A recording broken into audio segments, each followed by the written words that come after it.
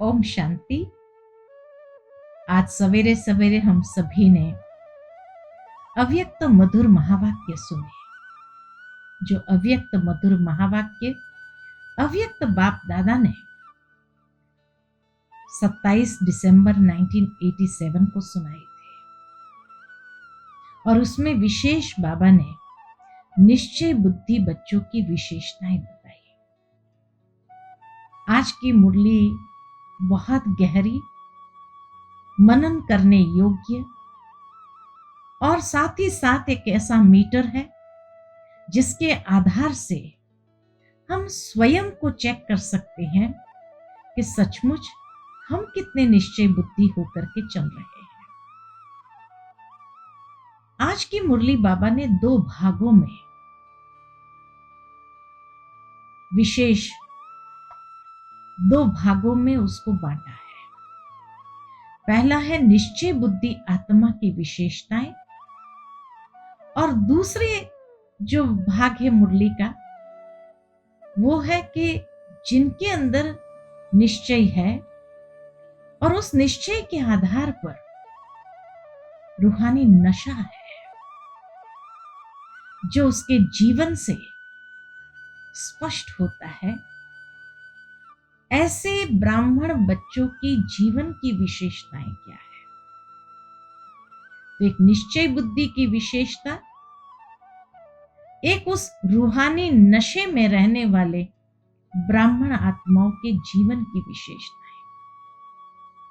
तो सबसे पहले 8 विशेषता जो बाबा ने बताई निश्चय बुद्धि बच्चों की, उसमें सबसे पहले बाबा ने कहा कि जो निश्चय बुद्धि बच्चे होंगे उसके कर्म, उसकी वाणी में रूहानी नशा उसके चेहरे से झलकता होगा।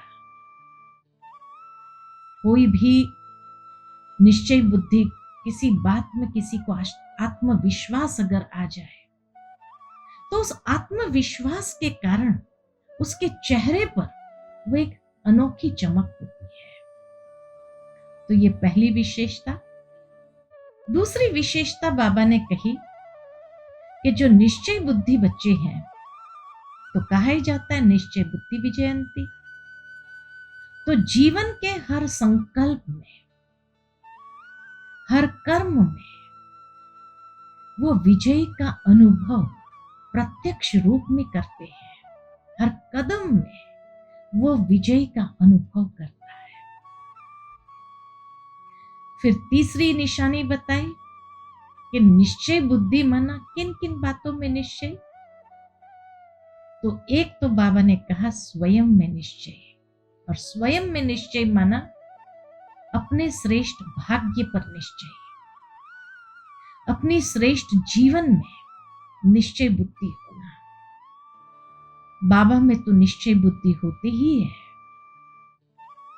साथ ही साथ ब्राह्मण परिवार में जिसके संबंध संपर्क में हम निरंतर आते हैं उसके प्रति भी निश्चय बुद्धि होना।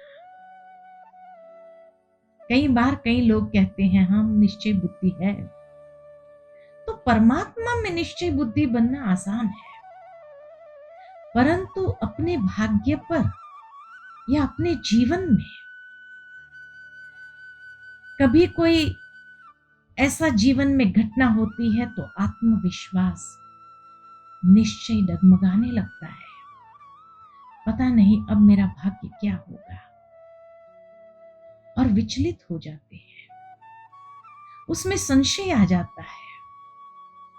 इसी तरह परिवार के अंदर जब हर आत्मा के संबंध संपर्क में निरंतर आते तो कहां ना कहां संस्कारों का टक्कर होता है। तो जब वो टक्कर होती है तो उस समय भी संशय उत्पन्न होता है।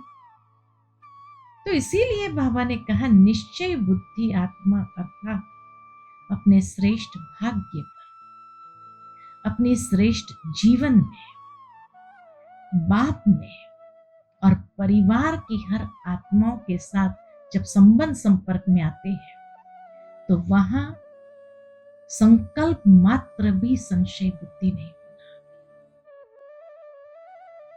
फिर चौथी बात बाबा ने कही कि निश्चय का फाउंडेशन जब कहा जाता है कि 4 बात का फाउंडेशन होता है, स्वयं में, बाप में, परिवार में और ड्रामा में।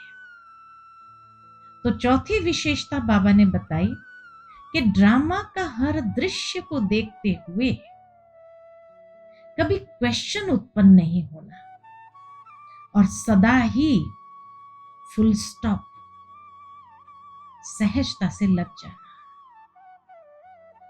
कैसे लगाएंगे कि कोई भी ड्रामा की सीन को देखते हुए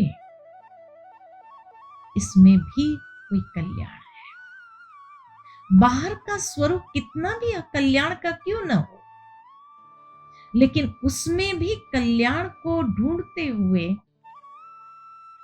क्वेश्चन मार्क के बजाय क्यों हुआ, क्या हुआ, कैसे हुआ, क्वेश्चन मार्क के बजाय फुल स्टॉप, जो हुआ इसमें कल्याण है। तो बिंदु लगाते हुए बिंदु बन बिंदु बाप को याद करने वाला, वो है निश्चय बुद्धि।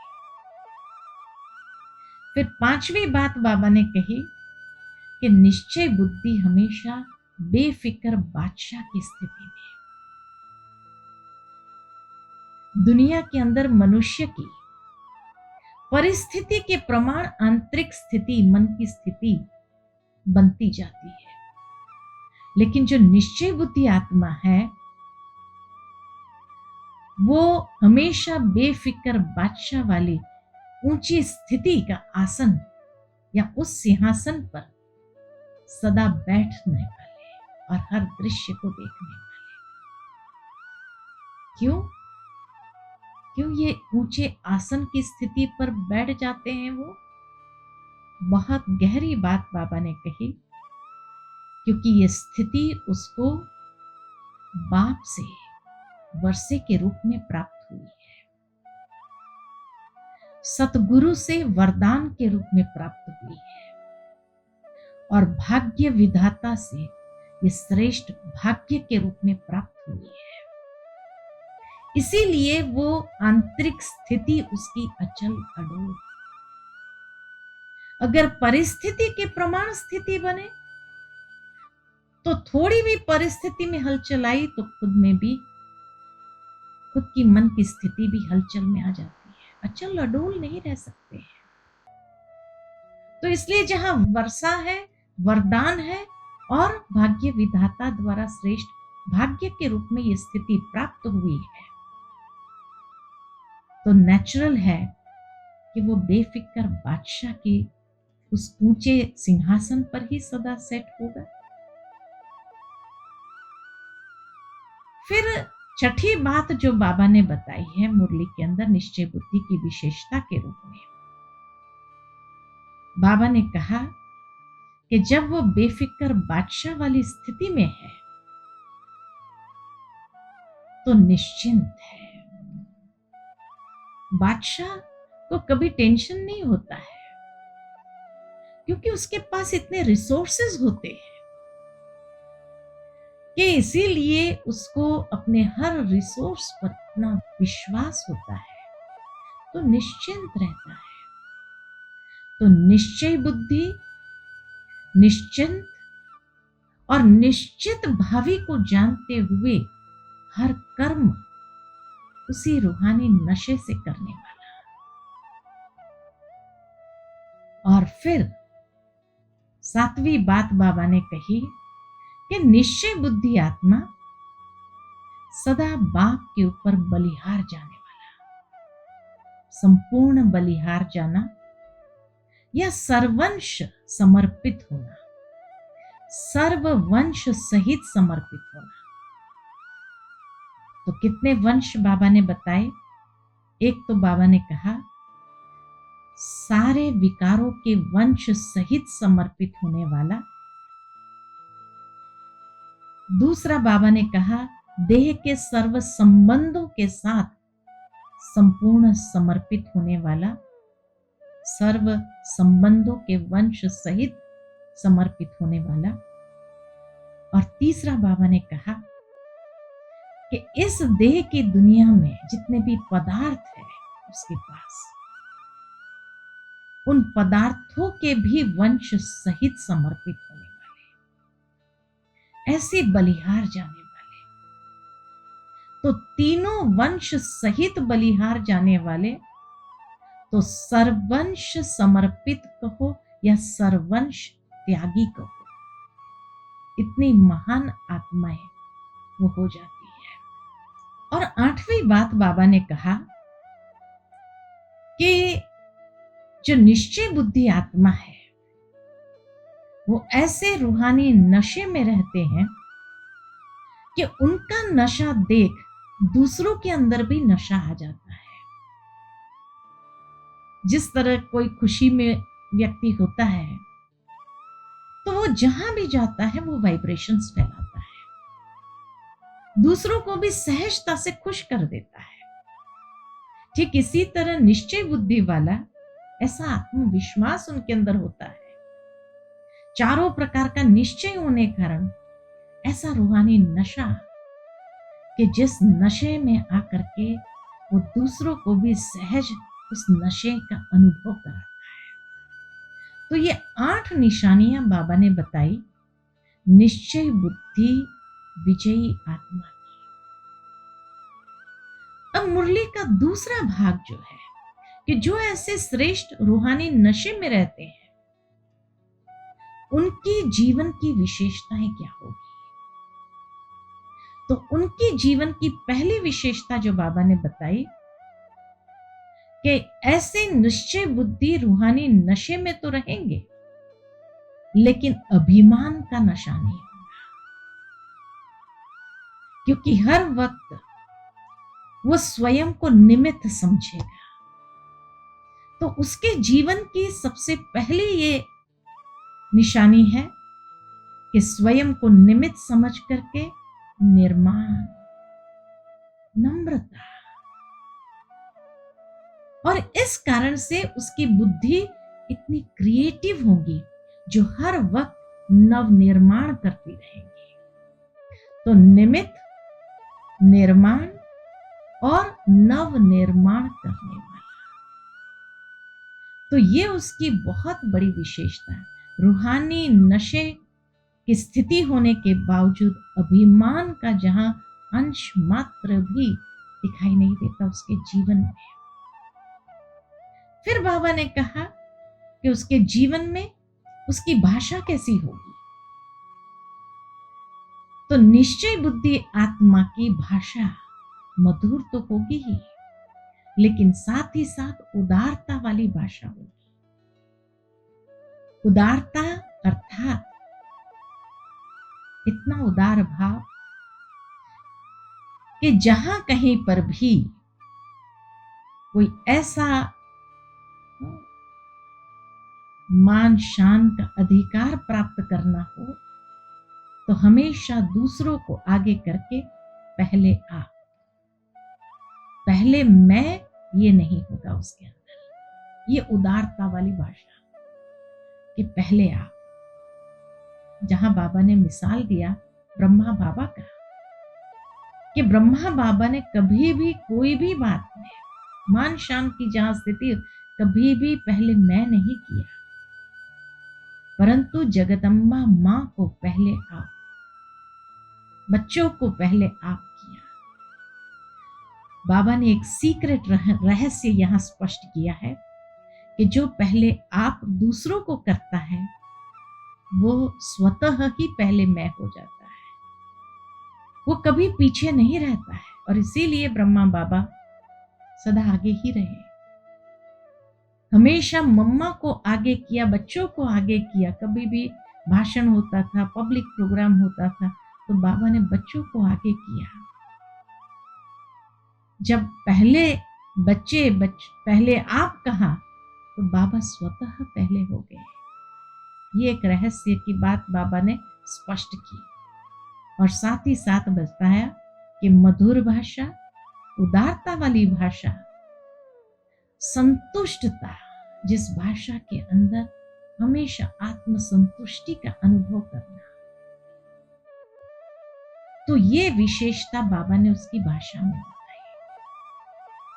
और फिर साथ साथ बाबा ने कहा कि उसकी भाषा मधुरता वाली, उदारता वाली, संतुष्टता वाली, हर बोल में संतुष्टता का अनुभव होता है और सर्व के कल्याण की भाषा होगी। उसको कहेंगे निश्चय बुद्धि विजयंती। तीसरी बात बाबा ने कहा, जब भी किसी को पूछते हैं आप निश्चय बुद्धि हो, तो कहेंगे हाँ निश्चय बुद्धि तो है। बाबा ने कहा हर ब्राह्मण आत्मा निश्चय बुद्धि है, क्योंकि निश्चय बुद्धि ये फाउंडेशन है। फाउंडेशन के बिना तो जीवन होता ही नहीं है। परंतु निश्चय बुद्धि आत्मा बहुत सहजता से माया को भी परखने वाले होंगे। ऐसी दृष्टि उसके पास होगी जो माया को सहजता से परख लेती है, क्योंकि बाबा कहे माया भी बहुत चतुर है, वो हर बार एक ही रूप में नहीं आती है। और इसलिए माया ने समझ लिया कि इसको पहले उड़ाओ, इसको अच्छा अनुभव कराओ, तभी तो वो मेरे वश में हो जाएंगे। तो इसीलिए माया जब आती है तो पहले हिलाती नहीं है, पहले उड़ाती है और उड़ने वाला अनुभव कराती है, उसके बाद गिराती है। और ऐसी गिराती है ऊपर से नीचे की ओर पछाड़ने की कोशिश करती है। तो इसीलिए यह इस फाउंडेशन से उखाड़ने का प्रयत्न करती है। तो बाबा ने कहा जो निश्चय बुद्धि बच्चे हैं वे उखड़ते तो नहीं है, परंतु उनका फाउंडेशन हिल जाता है। और इसीलिए अगर फाउंडेशन हिला तो भी कमजोर तो हुआ ना। और तब बाबा ने एक बहुत गहरी बात बताई कि अगर फाउंडेशन हिला, निश्चय का फाउंडेशन अगर हिला, अर्थात कई जन्म के श्रेष्ठ प्रारब्ध से हिल गए, तो इसीलिए कभी भी माया को दूर से ही परख लेना है और उसकी इस चालबाज में हमें नहीं आना है, क्योंकि बाबा कहे वो जन्म जन्म के श्रेष्ठ प्रारब्ध से हिला देती है और फिर अंदर में कई प्रकार की इच्छाएं उत्पन्न होती है कि ये हमें प्राप्त हो, ऐसा प्राप्त हो।